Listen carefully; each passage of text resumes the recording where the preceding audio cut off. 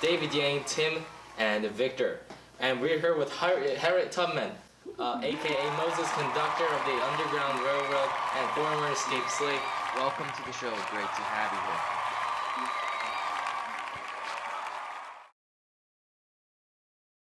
here. So is it true, were you the one? Like, I read the newspapers that some old lady was like smuggling slaves all over the country. You don't look crazy or old. Oh, thank you. Yes, I smuggled around, I'd say 300 slaves from their plantations throughout my years. Wow, that's impressive. Did you people walk the whole way? Anyone over 2 either got carried or walked. The babies had it easy. They slept the whole way. So how about that whole fugitive slave law passed in 1850? Did that affect your travels? Well, it added a whole level of difficulty. The white man could just throw me in prison anytime they want, anywhere they want. I had to hide myself from anyone in the public just to be safe. My conducting exists mostly in the dark, so we just do our thing as normally. Out of all the slaves, you are one of the few that had the braveness to stand out and help other slaves escape. What motivated you? I have a strong belief in my religion.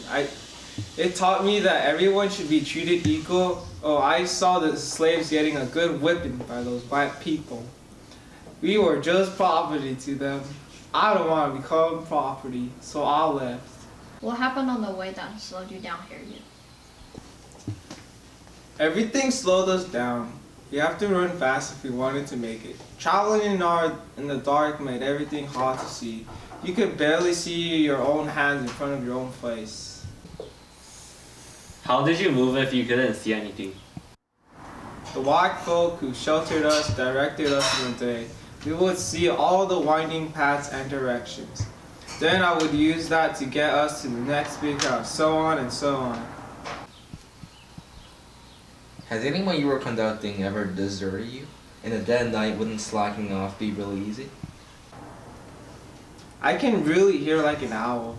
Anyone who lags behind would make a different noise. That man would be tired and panting hard.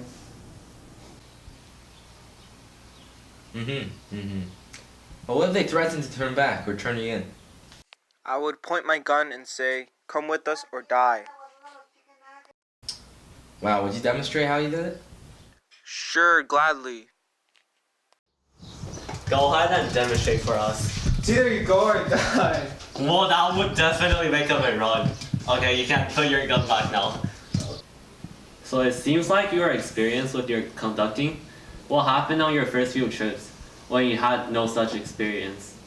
It's all too old. I can vaguely remember my first few trips as hurried and rushed.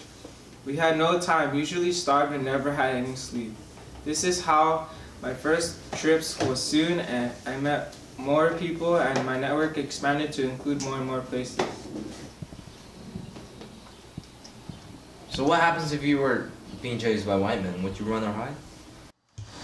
It was always run. Their horses couldn't follow us into the deep forest.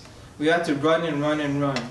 Then when I thought we were far enough, we hid for a while, then kept going. Interesting. So let's say if a baby had a bad day, would you ditch it? Whoa, no, of course not. I would always have a little pouch of opium powder that I would rub on the baby's face, and then they would be quiet for a while. I'm glad to have you on the show. I'm afraid this is all the time we have. Congratulations on escaping slavery.